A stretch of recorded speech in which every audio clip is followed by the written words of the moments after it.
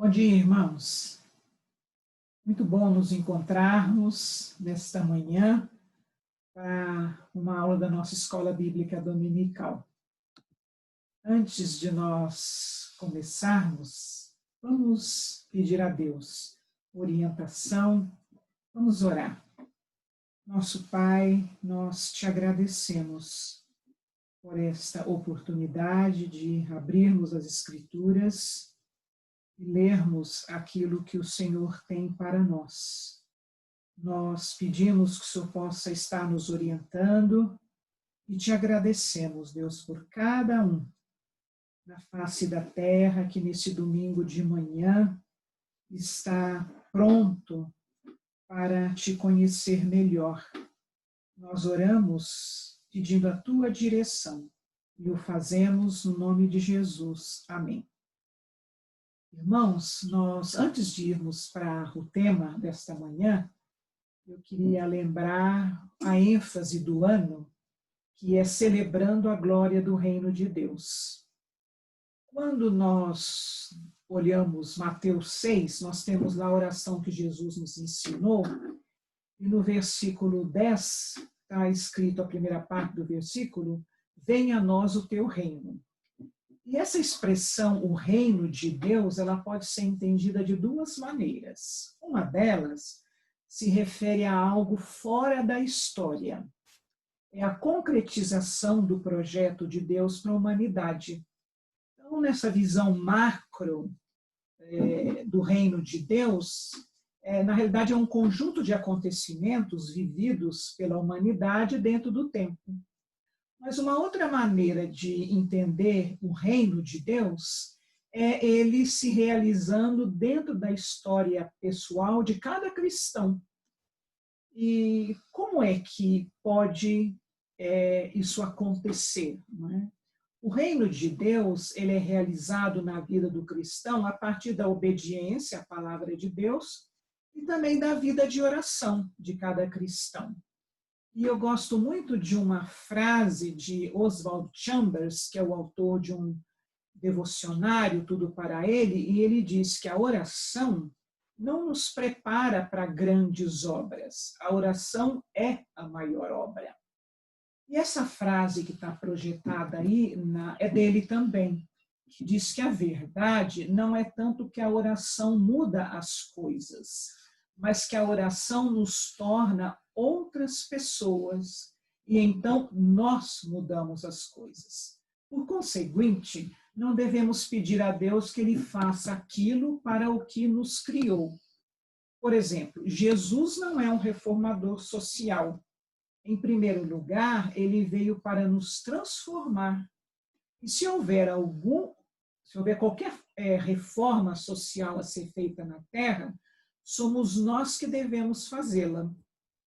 Então, a expressão venha a nós o teu reino, de Mateus 6,10, nos mostra, não é, que o reino de Deus se realiza na vida de cada pessoa que busca um relacionamento sincero com Jesus Cristo. E tem aquela frase muito conhecida que Deus não move uma palha para fazer aquilo que nós temos condições de fazer, mas Ele move o mundo inteiro para fazer o que nós não temos condição de fazer. E tudo isso está muito relacionado com Romanos 12:2. Tudo isso eu digo que nós acabamos de falar, né? Sobre a vida de oração, que Deus nos transforma através dela. Então, Romanos 12:2 diz, né? Não se amoldem ao padrão deste mundo, mas transformem-se pela renovação da sua mente, para que sejam capazes de experimentar e comprovar a boa, agradável e perfeita vontade de Deus. Então, eu gostaria de deixar essa questão para a reflexão. Como posso alcançar o bom equilíbrio entre orar para alguma coisa ser feita e trabalhar para que ela seja feita? E nesse trimestre nós vamos estar estudando as cartas de Paulo, aos Gálatas, aos Efésios, aos Filipenses e aos Colossenses.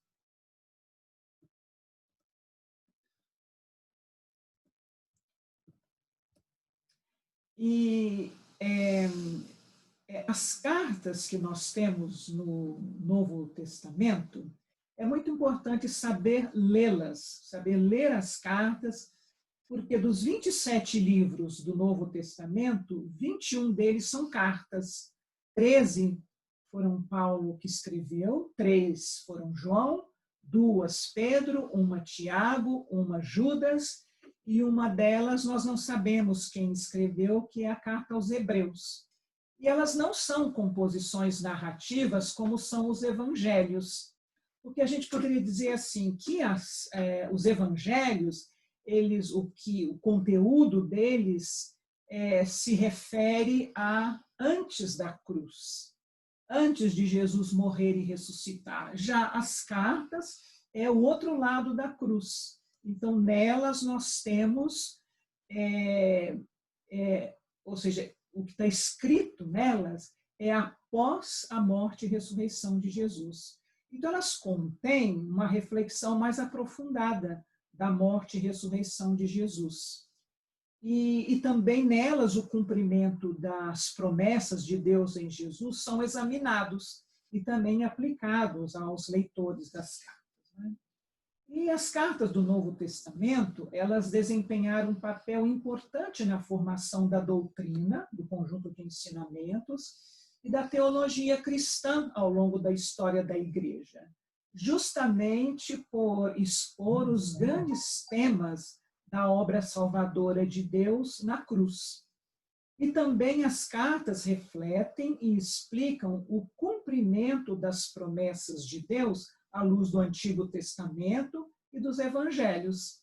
Assim, o estudo das cartas vai nos ajudar a aplicar não somente as cartas, né, mas também o Antigo Testamento e os Evangelhos ao mundo de hoje, que nós vivemos. Então, agora nos referindo às cartas que Paulo escreveu, a chamada delas é para que os verdadeiros cristãos, primeiro, com a sua maneira de viver, demonstrem ao mundo que tem Cristo em suas vidas. E a segunda é que cada cristão deve buscar uma vida de santidade, uma vida de crescimento espiritual e uma vida de fé constante. Praticamente, todas as cartas foram dirigidas a situações específicas enfrentadas pelas igrejas da época. Assim, a carta aos Gálatas fala que os falsos ensinos haviam se infiltrado nas igrejas. A carta aos Efésios apresenta uma compreensão mais abrangente sobre a igreja. A carta aos Filipenses dá a entender que a igreja sofria com a falta de unidade. E na carta aos Colossenses, nós temos que Paulo responde a algum tipo de doutrina mística que prometia vida plena sem Cristo ou além de Cristo. Então, a aula de hoje, que é Maravilhas de Deus, nós vamos dar uma passeada no livro de Atos. E assim temos Atos 14, 16 e 19, e agora nós vamos ler Atos 14, do 1 ao 7. Se os irmãos quiserem abrir suas Bíblias, então Atos 14, do 1 ao 7. Diz assim a palavra de Deus: em Icônio, Paulo e Barnabé, como de costume, foram à sinagoga judaica. Ali falaram de tal modo que veio a crer grande multidão de judeus e gentios. Versículo 2. Mas os judeus que se tinham recusado a crer incitaram os gentios e irritaram-lhes os ânimos contra os irmãos. Paulo e Barnabé passaram bastante tempo ali, falando corajosamente do Senhor, que confirmava a mensagem de sua graça, realizando sinais e maravilhas pelas mãos deles. Versículo 4. O povo da cidade ficou dividido. Alguns estavam a favor dos judeus, outros a favor dos apóstolos. Formou-se uma conspiração de gentios e judeus com seus líderes para maltratá-los e apedrejá-los. Quando eles souberam disso, fugiram para as cidades licaônicas de Listra e Derbe e seus arredores, onde continuaram a pregar as boas novas. E o versículo-chave da lição de hoje é Atos 19:11, que diz: "E por intermédio de Paulo, Deus fazia milagres extraordinários." Os relatos do livro de Atos, eles mostram a ação de Deus na vida de Paulo. Então, é Deus fazendo maravilhas na obra da evangelização e usando a vida de Paulo como um instrumento. E os objetivos da nossa aula de hoje: primeiro, saber, ou seja, entender que em qualquer lugar e circunstância, Deus age, atua, faz, realiza, exerce sua força e poder, sendo Ele o Senhor da história. Ou seja, muito mais importante, né, que é Paulo, que a situação geográfica, que é o contexto da época, é que Deus é o Senhor da história e, independente dessas coisas, Deus age. E o segundo objetivo da aula é que cada cristão deve entender e desejar ser um instrumento das maravilhas de Deus. Só para ter uma visão da aula de hoje, os tópicos serão esses, né? Maravilhas de Deus por meio das viagens missionárias, maravilhas de Deus em função de sua ousadia de Paulo acerca do Senhor, maravilhas de Deus em função de plantação de igrejas confirmadas na fé, maravilhas de Deus em função da sensibilidade do apóstolo à direção do Senhor, e maravilhas de Deus em razão de ter como meta o crescimento poderoso da palavra de Deus. Então, o primeiro tópico da aula de hoje, né? Maravilhas de Deus por meio das viagens missionárias. Nós vamos reler aquilo que a gente já leu. Em Icônio, entraram na sinagoga dos judeus como costumavam fazer e falaram de tal modo que uma grande multidão creu, tanto de judeus como de gregos. Ou seja, Paulo, ele sabia onde deveria ir, o que ele tinha que fazer. Ou seja, Paulo não era um aventureiro, ele tinha uma estratégia de trabalho. E quando ele chegava numa determinada cidade, Paulo procurava uma sinagoga. E aí ele investia tempo no relacionamento e no ensino que produz fruto. Ou seja, né, no ensino que vai levar pessoas a professarem a fé. O segundo tópico é maravilhas de Deus em função de sua ousadia acerca do Senhor. Diz lá Atos 14:3. Entretanto, eles se demoraram ali por muito tempo, falando corajosamente acerca do Senhor, que confirmava a palavra da sua graça, concedendo que por suas mãos se realizassem sinais e feitos extraordinários. Então, a fé foi transformada em ousadia exatamente pelo crer em Deus. E ousadia existe para confirmar a palavra da graça, para que sejamos usados, para que se manifestem coisas extraordinárias. E a gente jamais deve confundir ousadia, né, com valentia humana ou com temperamento forte e abusivo, né? Porque a ousadia espiritual no Senhor Deus, ela se manifesta cheia de compaixão. E nesse trecho de Atos 14, de 4-7, a gente viu que Paulo não se intimidava com a oposição. Ele era persistente, perseverante e determinado, não é? Então, quando eles souberam do plano lá contra eles saíram e eles chegaram a Listra, Derbe e a circunvizinhança, e eles anunciavam o evangelho porque eles sabiam e viviam a verdade de Deus. E nesse mapa aí nós temos, né, a área geográfica que é tratada no livro de Atos. Nós temos à direita ali a Palestina, Jerusalém, e nós temos ali a Ásia Menor, a Ásia, Bitínia, Galácia, Lícia, e é nessa região que hoje é a Turquia, né, é que então estavam localizadas as cidades, para as igrejas que foram plantadas e para as quais Paulo escreveu. E uma outra estava lá, Filipos, na Macedônia, que hoje ali, não é Macedônia, e embaixo é a Grécia. Então, só para ter noção geográfica de onde tudo aconteceu. Então, o Evangelho, ele é o poder de Deus para a salvação, e foi justamente nesse ambiente que nasceram as igrejas, né? E o terceiro ponto de hoje da aula é as maravilhas de Deus em função de plantação de igrejas confirmadas na fé.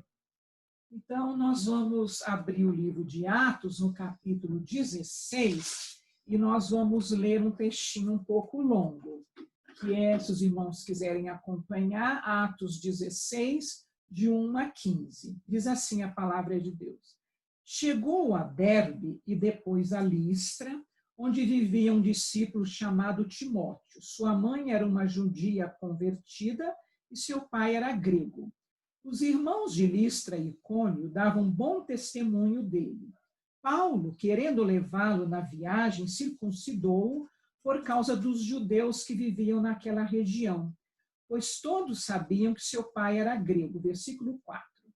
Nas cidades por onde passavam, transmitiam as decisões tomadas pelos apóstolos e presbíteros em Jerusalém, para que fossem obedecidas. Assim, as igrejas eram fortalecidas na fé e cresciam em número cada dia.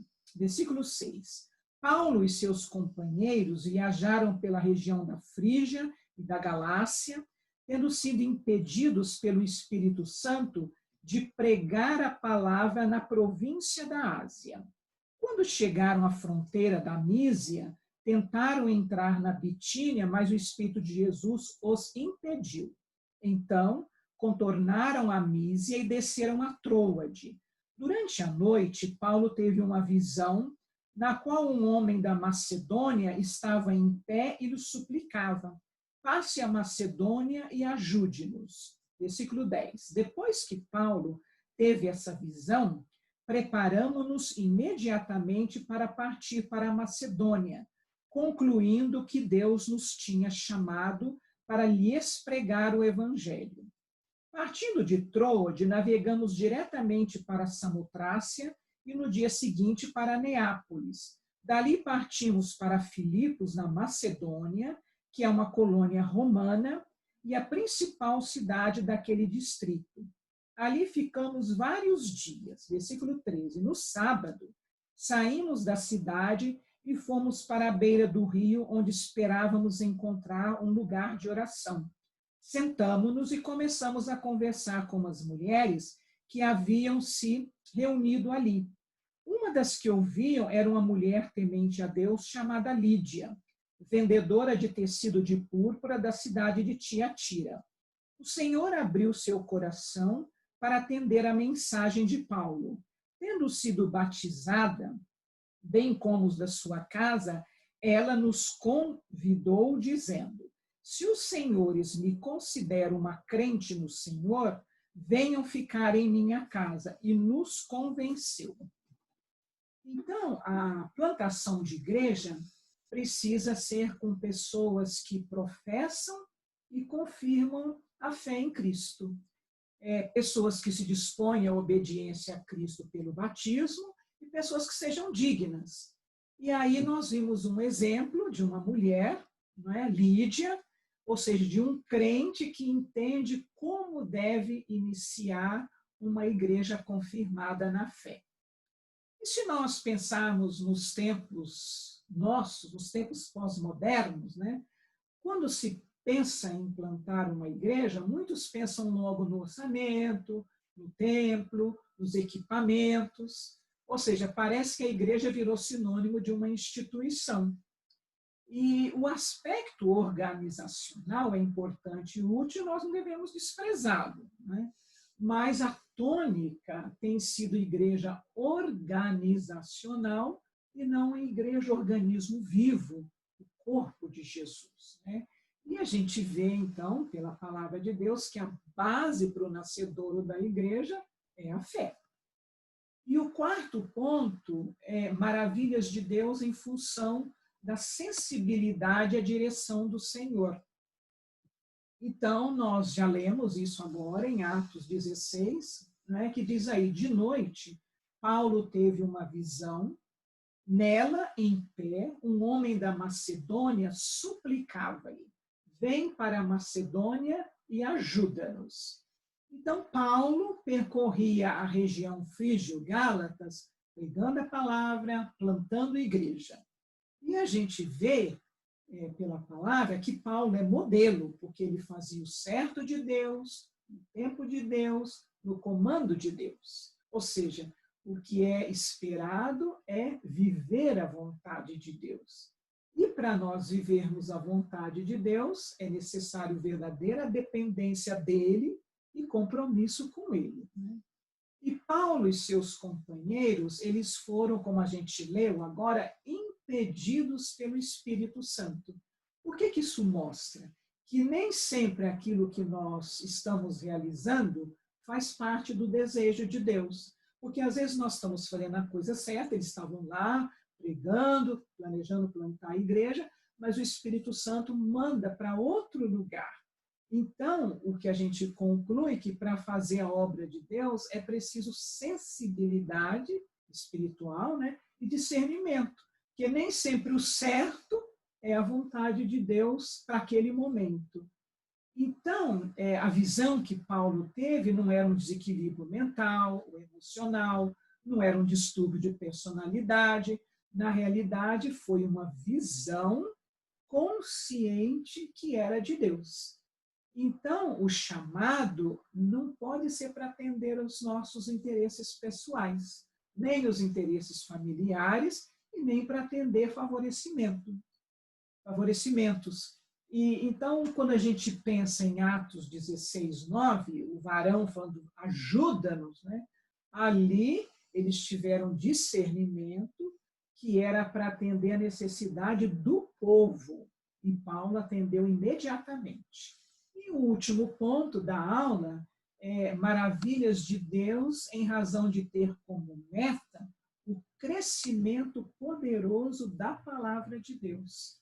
Então, em Atos 19 e 20, nós temos assim, a palavra do Senhor crescia e prevalecia com poder. Então, o crescimento precisa ser na palavra e com a palavra de Deus, que é tão esquecida e negligenciada nos nossos tempos, não é? Então, tem faltado compromisso com a palavra de Deus e a gente sabe que ensino sem consistência não gera crescimento. E para que haja crescimento, não basta falar de Jesus, é preciso ensinar as palavras de Jesus. E o ensino de Paulo, né, assim, fazendo uma retrospectiva, ele ensinava persuadindo com respeito ao reino de Deus. Não mais o reino humano, construído pelas vaidades e interesses pessoais, mas um novo reino, né, que Paulo estava ensinando. E o projeto de construção do ensino sobre o reino, ele envolve o preparo de líderes, o despertamento daqueles que têm o dom de ensinar. E a gente sabe que educação é a espinha dorsal do cristianismo. Educação cristã é o que sustenta uma denominação para a obra missionária. E claro que nesse processo vai ocorrer resistência, como Paulo enfrentou, vão ocorrer desvios da verdade, mas isso não é impedimento para que o reino seja ensinado. E a gente leu na palavra hoje que Paulo encontrou os que recusavam a crer e os que queriam também desestabilizar o seu apostolado. E qual foi a solução? Preparar obreiros com conhecimento e maturidade. Qual foi o resultado? Deus fazia milagres pelas mãos de Paulo. Então, Deus fazia milagres. E milagre não é para promoção pessoal, Milagre não é para mercantilismo evangélico, os milagres acontecem para que a palavra de Deus cresça e prevaleça. Então, a conclusão da nossa aula é que as cartas de Paulo, elas mostram as maravilhas de Deus. Deus fez maravilhas por meio da vida de Paulo. E olha que maravilhoso, Deus quer fazer maravilhas ainda hoje na plantação de igrejas, como resultado do agir do crente em Jesus. E essas maravilhas se evidenciam em conhecimento, em fé, em despertamento e num interesse sólido pela obra missionária. Então, irmãos, nós vamos agora orar, agradecendo a Deus esse tempo que a gente teve aqui.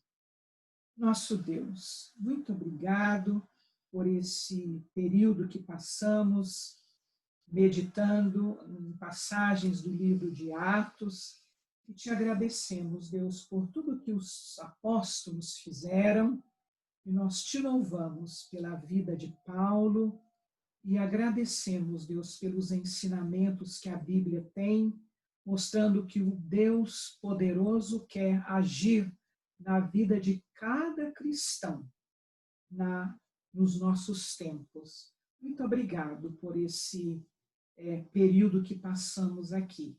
Nós oramos agradecidos no precioso nome de Jesus. Amém.